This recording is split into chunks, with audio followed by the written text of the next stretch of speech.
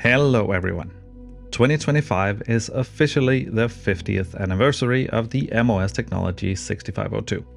So I'm going all in with amazing new electronics designs, revamping some old ones, and putting the half-century-old CPU to new use. If you're into electronics, embedded development, and computers in general, you might think I'm nuts for playing with the 50-year-old CPU that powered the Apple I and II, the Commodore computers, the Nintendo, Atari 2600, and so on, instead of something more modern. But actually, it's a much better way to learn about assembly code, addressing, registers, peripherals, bit shifting, and gate logic than diving headfirst into a 6,000-page manual for an ARM Cortex-M7. Since most concepts from back then are still relevant today. Many of you might have seen my Uno-sized 65 Uno, and whenever I show it off, I always get questions like, does it run BASIC, does it have video output, and where do I plug in my keyboard? Well, actually, the 65 Uno has always been the better-known little brother of the family.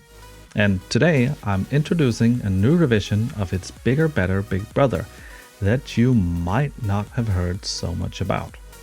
It doesn't have a fancy name, but simply goes as the ABN 6502, but don't let that fool you. Revision 1 of the board actually won a $500 award in the 2022 Hackaday Prize. It's a cheap but amazing open source 6502 computer designed to be easily built from nothing but cheap common 7400 logic chips and of course the star of the show, the 6502 itself, and its companion 6522. The computer has been pretty popular since I made it back then, and quite a few people have dug into the daunting task of going from a blank PCB all the way to a fully functional 6502 computer that can run BASIC, connect to a monitor, read software from tape, and do whatever incantations you can conjure up for it in 6502 assembly.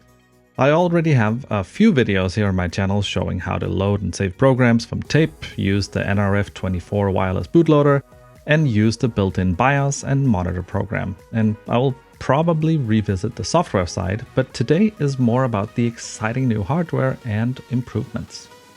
One of the biggest complaints I've heard about my design choices is that even 0805 SMD components are hard to solder with old eyes. I can't say that I'll ever agree a massive 0805 is actually hard to solder, but I appreciate all the feedback I get, and it's a situation that's super easy to remediate.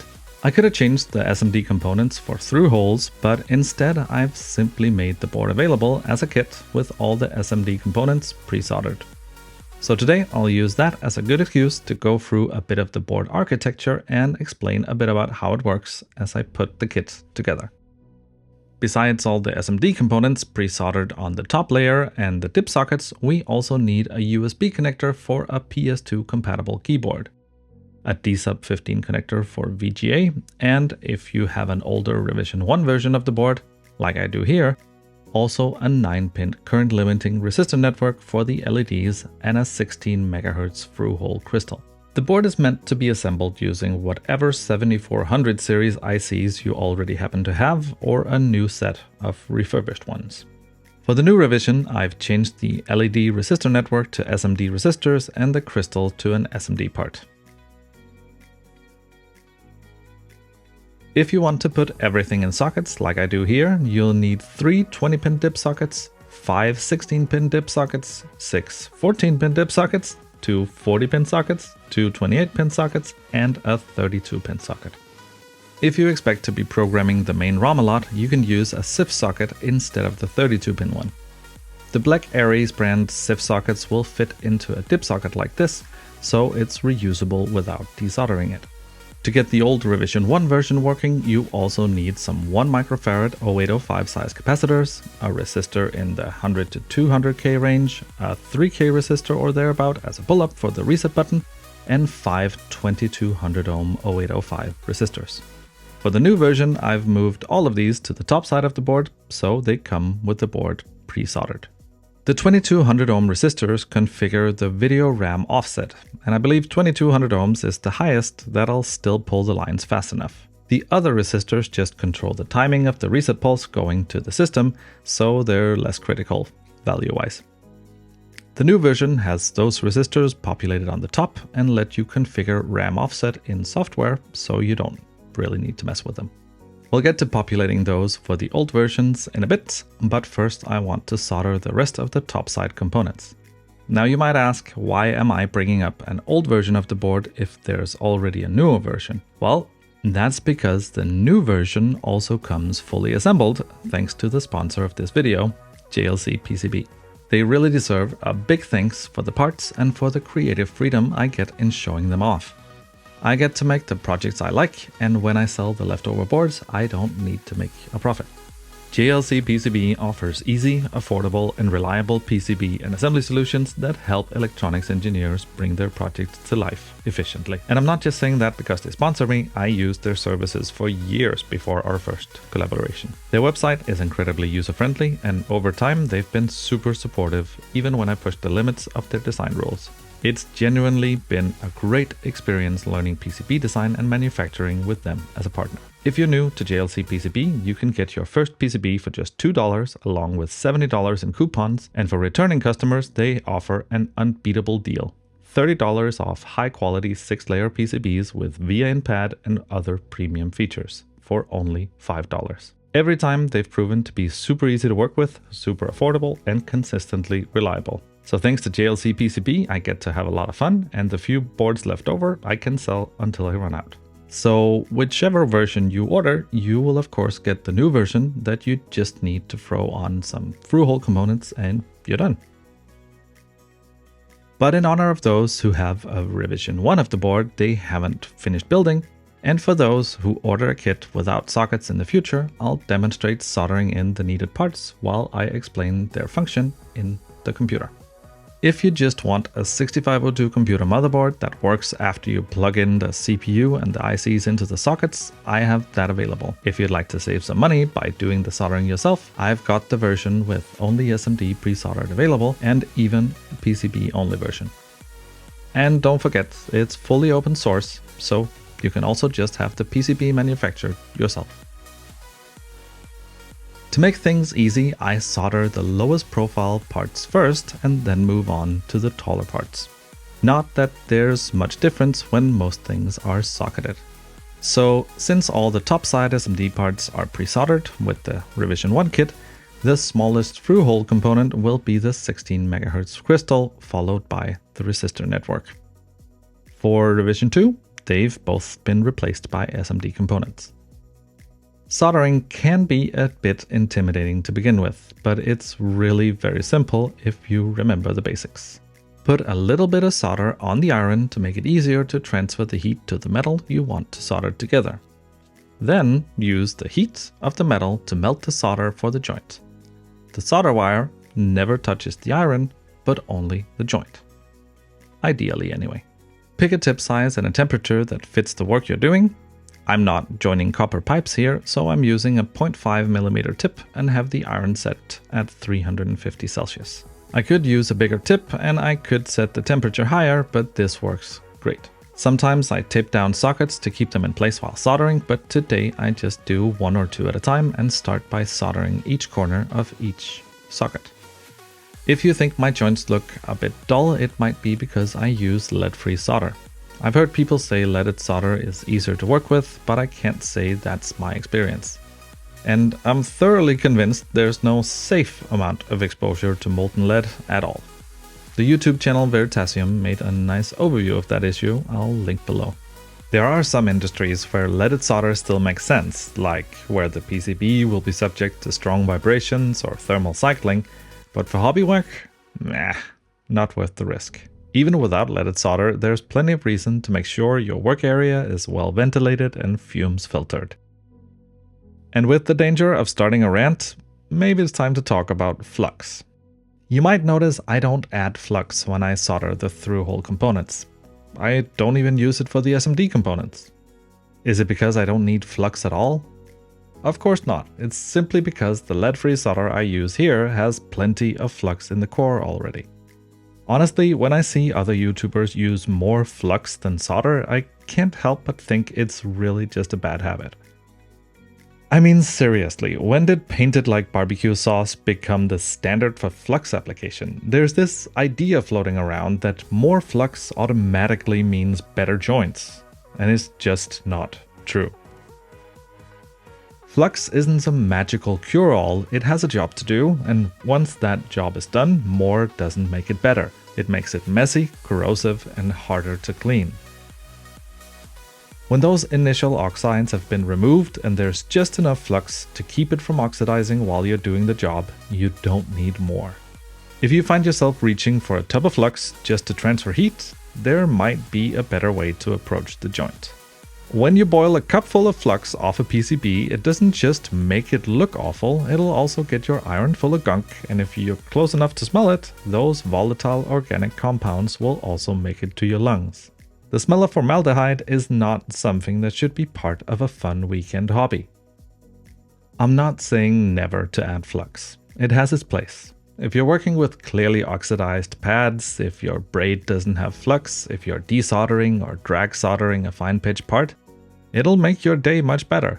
But it's really not something you should be reapplying like it's whipped cream on hot cocoa. Using too much flux is at best a crutch, and at worst a really bad habit that'll expose you to known human carcinogens on a regular basis. If you have just barely decent soldering skills and somewhat appropriate equipment, you shouldn't need to dip every single part in flux. If you're dealing with gold pads like I have here, or even with hassle pads that haven't been left out in the rain for 6 months, you really should be fine with the flux core already present in most solder wire. And the worst part is when your board stops working after a week. Is it because the acid ate a trace? Is it because the leftover flux became conductive enough to cause trouble? When a board hasn't had the Olympic swimming pool unit of flux it was dipped in thoroughly cleaned off again, it makes troubleshooting the board a nightmare. Anyway, rant over, thanks for sticking with me. If you're using flux like it's free syrup at a pancake house, hey, no judgment, just maybe think twice next time. Your lungs, your iron, and your future self doing repairs will all thank you. Before soldering in the USB and VGA sockets, I'd like to test everything works. For this revision, there are a few important steps before plugging in the integrated circuits, but for revision 2, you can simply plug in things and turn it on, unless you're using the 1980s Western Design Center clone of the 6502. First of all, since I'd like this to work with a real ceramic 6502 from 1975, if I ever happen to find one, and not only the Western Design Center clone from the 80s and onward, I have to tie pin 1 to ground by closing the R28 jumper. On revision 2, you'll have to cut that solder jumper if you're using the clone. Rockwell branded 65 CO2s also have pin 1 grounded, so it's really only the Western Design Center 65 CO2 that's incompatible with this original configuration, because it uses the same pin as an output. Some versions with a bus enable signal might need that signal tied high. There's a jumper for that too if needed. With the jumper closed, we need to do a little bit of SMD soldering, and if you made it through soldering 19 dip sockets, this'll be super easy. The SMD components are in 0805 packages, and the way I usually handle them is I put a bit of solder on one of the pads first, then bring in the component with a pair of tweezers, while reflowing the solder with the iron.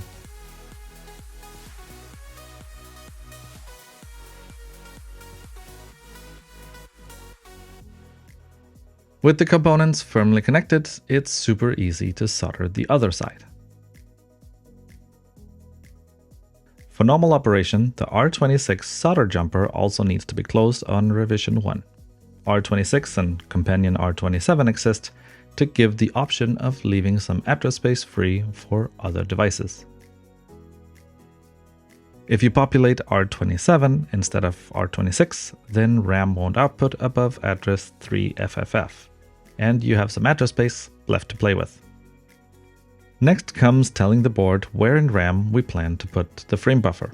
Said another way, we configure the RAM address where the VGA circuit should start reading the screen character data. For revision 2, the resistors to control this in software are already mounted on the top side, so don't put any resistors on the bottom side of revision 2. If you haven't seen my other videos about this board, the way the video circuit works is a technique called cycle stealing DMA, or in this case, half cycle stealing. Basically, it means the video circuit is in control of RAM when the CPU is doing internal operations and doesn't need it. As long as the RAM is at least twice as fast as the clock speed of the 6502, this works great.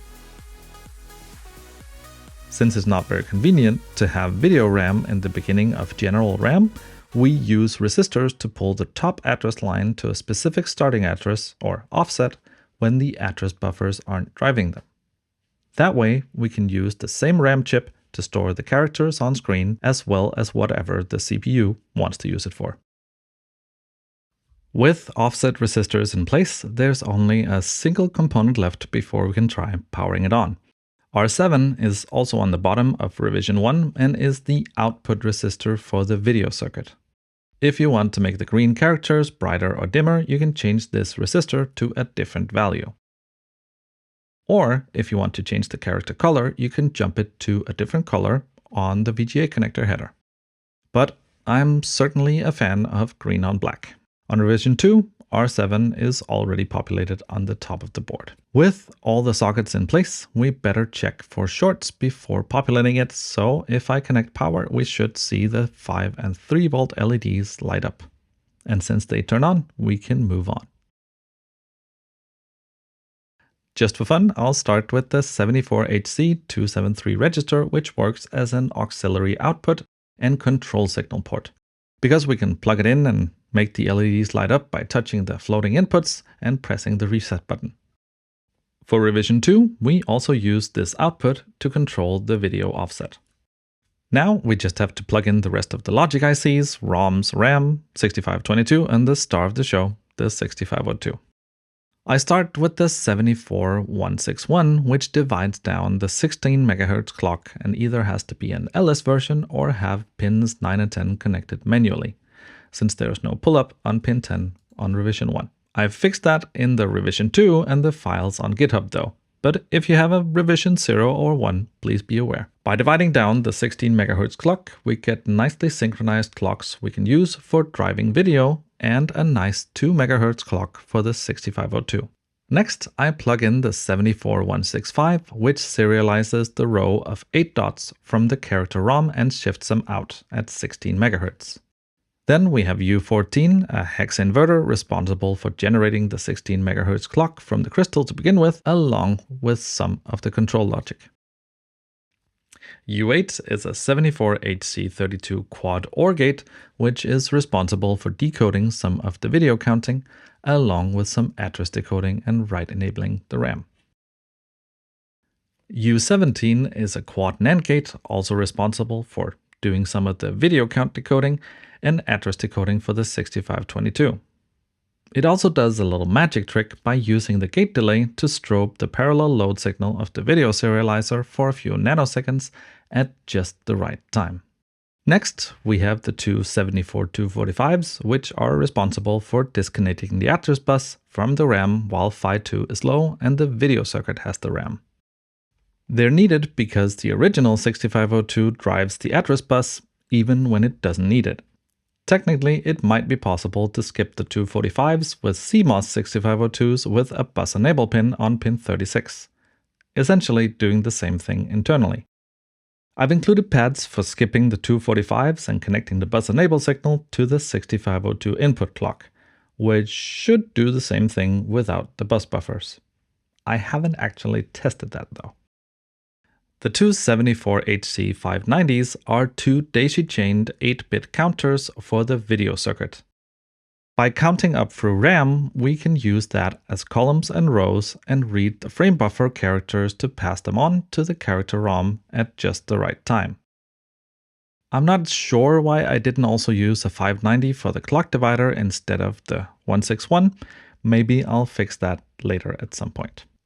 The 74HC109 is a little trick I use to minimize the circuitry needed to output the H-sync and V-sync signals, but I have to admit I'm a little bit tempted to try using a retro 6845 instead of all the discrete video generation.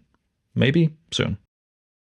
If you'd like to know more about how that somehow turns into a VGA signal, I made a video about 2 years ago detailing that part of the circuit for revision 1 of the board. The 74HC14 is mostly used as a general purpose inverter in the address decoding, but is a Schmidt trigger variant because it's used in the reset circuit to give an RC pulse nice sharp edges. You might be wondering how the computer handles a PS2 keyboard with no dedicated hardware. And you'd be right to, because it does use this 74HC dual flip-flop to align the PS2 clock from the keyboard with the 6502 clock. But other than that, it just uses the CB1 and 2 serial port on the 6522 along with PB6 to read the keyboard. And the rest is software. I'm a bit proud of this interface because I haven't seen anyone else come up with a solution to use a PS2 keyboard on a 6502 computer with less components than this. Please be aware that the keyboard you plug in has to specifically support PS2, even though it has a USB connector. Since most PS2 keyboards come with a USB-A cable and an adapter anyway, this computer just uses a USB connector even though it doesn't support USB keyboards. If you have an old PS2 keyboard with an actual PS2 connector, passive PS2 to USB adapters are cheap and plentiful. Last of the logic ICs is U21. A 74HC quad NAND gate responsible for address decoding and the output enable for RAM. So if for some reason the computer doesn't work, this shouldn't be the last IC to check. Next up is a classic Hitachi 62256 32K static RAM. About 20K of that is available to basic, depending on how the video RAM is configured. It really is a reasonable amount of RAM for a computer that could have been built in 1975. When 32K of SRAM would have cost a few cars.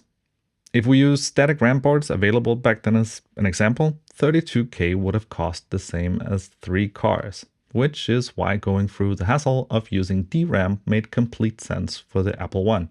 But we could have made a computer with 32K of SRAM in 1975. With enough money. In 1975, it also would have made sense to use a ROM to convert ASCII character codes into the font we want to use.